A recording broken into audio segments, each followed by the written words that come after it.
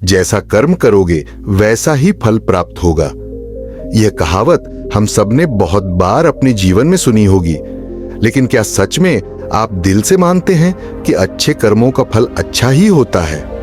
अंदर से कोई स्पष्ट उत्तर नहीं आ रहा होगा, क्योंकि हम अपने आसपास ऐसे बहुत से लोगों को देखते हैं जो जीवन भर अच्छे कर्म करते रहते हैं, लेकिन इसके बावजूद उन्हें अच्छे फल प्राप्त नहीं हो पाते। एक नौजवान कड़ी मेहनत करता है किसी परी में पास होने के लिए, लेकिन उस परीक्षा के परिणाम में उसे निराशा ही हाथ लगती है। तो इससे तो यही सिद्ध होता है कि जिन महापुरुषों ने ऐसा कहा है कि अच्छे कर्मों का फल अच्छा ही होता है, या तो वह महापुरुष गलत थे या फिर हम कर्मों का लेखा जोखा समझ ही नहीं पाते। पर चिंता मत करिए, क्योंकि आज की कहानी सुनने के बाद कर्मों के बारे में आपकी सोच, आपकी दृष्टि एकदम स्पष्ट हो जाएगी। कहानी को आखिर तक जरूर सुने, तभी आप अच्छी तरह समझ पाओगे। पुराने समय की बात है, किसी गांव में राकेश और भोला नाम के दो भाई रहते थे। पूरा गांव जानता था कि वह कहने को भाई थे, लेकिन भाई जैसा प्रेम उन दोनों में नहीं था। राकेश बड़ा था और भोला से वह बहुत तेज और चालाक था। उसने भोला के हिस्से में आने वाली खेतीबाड़ी की जमीन भी खुद हड़प ली थी। इसीलिए भोला के परिवार को बड़े ही कष्ट के दिन झेलने पड़ रहे थे। भोला की पत्नी अक्सर बीमार रहा करती थी और उसके पास उसके इलाज तक के पैसे नहीं थे। लेकिन अपने भाई से विपरीत भोला बड़े ही शीतल स्वभाव का इंसान था। वह कभी किसी के साथ बुरा नहीं करता था, लेकिन उसके मन में अक्सर यह सवाल उठा करता था कि मैं किसी का बुरा नहीं करता, किसी के बारे में बुरा सोचता तक नहीं हूं, तो मेरे साथ ऐसा क्यों होता है? क्यों मेरी पत्नी हमेशा बीमार रहती है? क्यों मेरे पास इतना भी धन नहीं है कि मैं अपना जीवन अच्छे से चला सकूं? क्यों मुझे मेरे कर्मों का फल नहीं मिलता है और मेरा भाई इतना धूर्त है, इतना चालाक है और वह हमेशा मजे में रहता है? उसी तो कोई परेशानी नहीं है। वह सोचने लगा कि शायद बुरे कर्मों का फल अच्छा मिलता है, अच्छे कर्मों का फल अच्छा नहीं मिलता। और धीरे धीरे इस संदेह उसके मन में घर करने लग गया। उसी गांव से कुछ दूर एक सन्यासी अपनी कुटिया बनाकर रहा करता था। जब भी वह सन्यासी गांव में भिक्षा मांगने के लिए आता तो सबसे एक ही बात कहता कि जो तूने किया वह तेरे हिस्से और जो मैंने किया वह मेरे हिस्से। भोला इस बात का अर्थ कभी समझ नहीं पाया। एक दिन जब वह गहरी चिंता में डूबा हुआ था तो उसके कानों में यही शब्द पड़े कि जो तूने किया वह तेरे हिस्से और जो मैंने किया वो मेरे हिस्से। जैसे ही यह शब्द भोला के कानों में पड़े वो गुस्से से तिलमिला उठा। उसने गुस्से में उस सन्यासी से कहा कि हे महात्मा, आप हमेशा ही की बात का रट लगाते रहते हैं जिसका कोई मतलब नहीं है। अगर आपकी बात सत्य होती तो मैं जीवन में अच्छे कर्म करते आया हूं, तो मेरे हिस्से में तो अच्छे ही कम होने चाहिए थे, अच्छा ही फल प्राप्त होना चाहिए था। लेकिन मुझे कुछ भी अच्छा फल प्राप्त नहीं हुआ। मेरी पत्नी हमेशा बीमार रहती है, खाने तक के पैसे नहीं होते। हमारे पास सन्यासी ने बड़े ही शांत स्वर में कहा कि ऐसा प्रतीत होता है बेटा की परिस्थितियों से तुम हार मान चुके हो। कठिन परिस्थितियों ने तुम्हारी सोच पर गहरा असर डाला है। बुरे समय में तुम्हारी सोच भी बदलकर रख दी है। तुम्हें काम करना, आज संध्या समय कुछ फल लेकर मेरे आश्रम में आना, फिर मैं तुम्हारे सारे सवालों के जवाब दूंगा। और यह कहकर वह सन्यासी अपना भिक्षा पात्र लेकर अगले घर की तरफ निकल जाता है। संध्या समय भोला ने कुछ फल खरीदे और गांव से दर उस सन्यासी की कुटिया की तरफ निकल पड़ा। जैसे जैसे वह रास्ते पर आगे बढ़ रहा था उसे अथाह शांति का अनुभव हो रहा था, क्योंकि रास्ता गांव से दूर था, इसीलिए उसमें कोई हलचल नहीं थी। बस रास्ते में जगह जगह कुछ लंगूर और बंदर दिखाई दे रहे थे। भोला के मन में आया कि वह कुछ पल उन बंदरों और उन लंगूर को खिला दे। लेकिन फिर उसने सोचा कि अगर मैं फल लेकर सन्यासी के पास नहीं गया तो मेरे सवालों के जवाब मुझे नहीं मिलेंगे। इसीलिए बंदरों से वह फल बचाता हुआ उस सन्यासी की कुटिया तक पहुंचा। जैसे ही भोला उस कुटिया में पहुंचा वैसे ही सन्यासी बोल पड़ा, अगर मन में था तो यह फल खिला क्यों नहीं दिया? बंदरों को यह सुनकर भोला आश्चर्यचकित रह गया। सन्यासी को कैसे पता चला कि उसके मन में बंदरों को फल खिलाने की इच्छा उठी थी? उसने पूछा कि महात्मा, आपको कैसे पता कि मैं बंदरों को फल खिलाना चाहता था? सन्यासी ने बड़े ही शांत स्वर में कहा कि जरूरी यह नहीं है कि मुझे कैसे पता चला। हम तो सन्यासी हैं, सबके मन की बात पढ़ लेते हैं। जरूरी यह बात समझना है कि जिस तरह एक बछड़ा हजारों गायों के बीच अपनी मां को ढूंढ लेता है, उसी प्रकार कर्म अपनी कर्ता को ढूंढ ही लेता है। यह कर्म मेरे हाथों ही होना लिखा था। और यह कहकर सन्यासी ने उसके हाथ से फल लिए और बंदरों को खिलाना शुरू कर दिए। भोला इस बात का मतलब समझ नहीं पाया, इसीलिए उसने उस सन्यासी से सवाल किया कि महात्मा, मैं आपकी बात का आशय समझ नहीं पाया, कृपया करके मुझे अज्ञानी को इसका मतलब समझाने की अनुकंपा करें। सन्यासी ने बड़े शांत स्वर में कहना शुरू किया कि बेटा, मनुष्य को हमेशा यही लगता है कि वही करने वाला है, वही करता है और वही कर्म करेगा। लेकिन समझने की बात यह होती है कि कर्म आपका खुद चुनाव करता है। आप कर्म का चुनाव नहीं करते।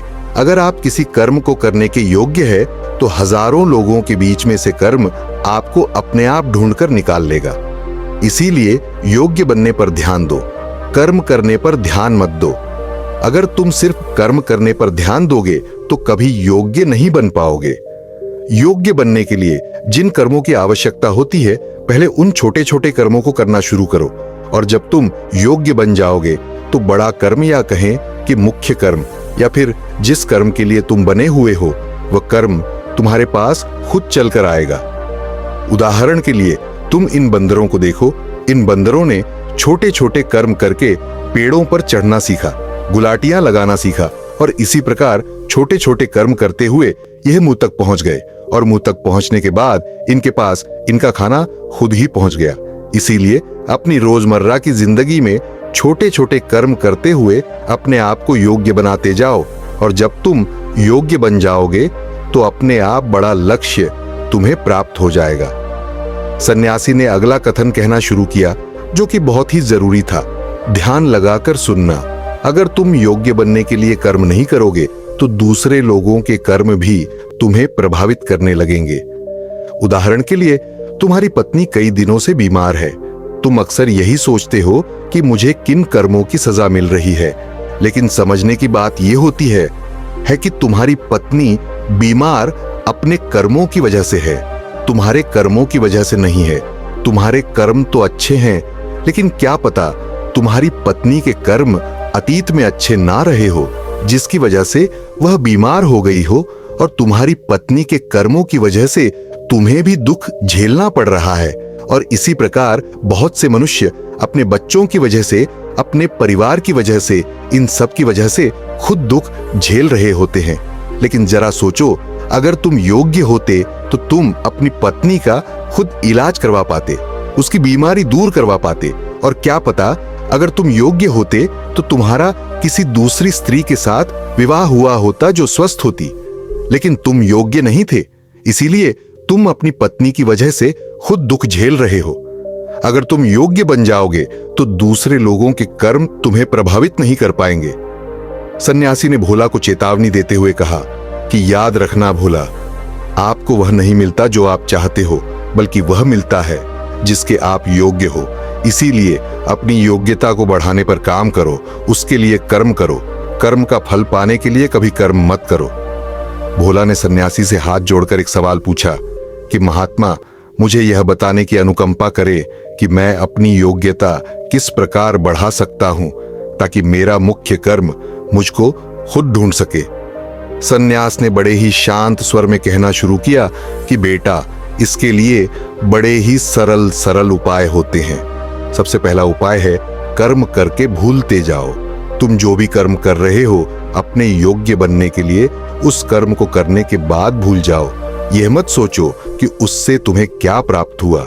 इसीलिए कहा जाता है कि कर्म करो, फल की चिंता मत करो।